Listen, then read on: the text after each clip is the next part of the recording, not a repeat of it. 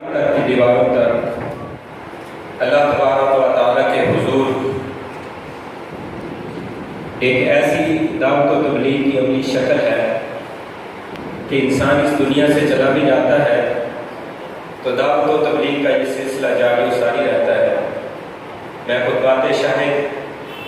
کی تصنیف اور تعریف کے موقع پر تقریب پر محترم میاں محمد سلیم شاہد صاحب کو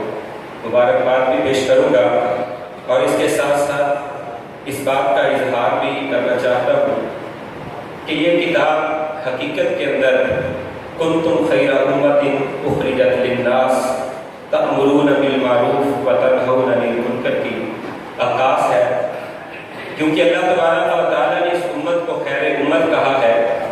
اور اس خیر امت کی سبب اور وجہ یہ بیان کی گئی ہے کہ یہ اللہ کے حکموں کے مطابق امر بالمعروف اور نہی عن المنکر کا فریضہ سر انجام دینے والے ہیں۔ اس وجہ سے اس امت کو خیر امت کہا گیا۔ تو مالک کائنات نے کیونکہ خیر امت کہا ہے اور اس کا بہترین اظہار ایک کتاب کی شکل کے اندر کیا جا رہا ہے، اس لیے میں کہوں گا کہ اس کتاب کی شکل کے اندر محترم میاں صاحب نے خیر امت ہونے کا حق ادا کیا ہے۔ اور حدیث مبارکہ کی روشنی کے اندر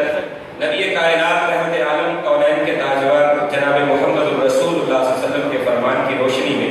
نظر اللہ امرأ سمع منا حدیثا فحفظہ، اس حدیث کے تحت میں یہ مبارکباد پیش کرنا چاہوں گا کہ اللہ تبارک و تعالیٰ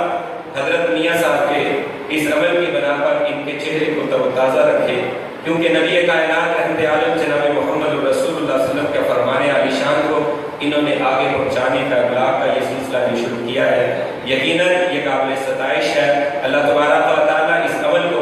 قبول و منظور فرمائے۔ میں اپنے اساتذہ، اپنے شیخ المشائخ حضرت مولانا شیخ الحدیث مولانا عبدالحمید ہزاروی حفظہ اللہ تعالیٰ کی روشنی موجودگی کے اندر مزید کچھ کہنے کی ضرورت نہیں پاتا۔ اللہ تبارک و تعالیٰ سے دعا ہے کہ اللہ تبارک و تعالیٰ اس کتاب کو امت کی رہنمائی کے لیے، احباب کی رہنمائی کے لیے، ہم سب کی رہنمائی کے لیے اللہ تبارک و تعالیٰ قبول فرمائے۔ محترم جناب مولانا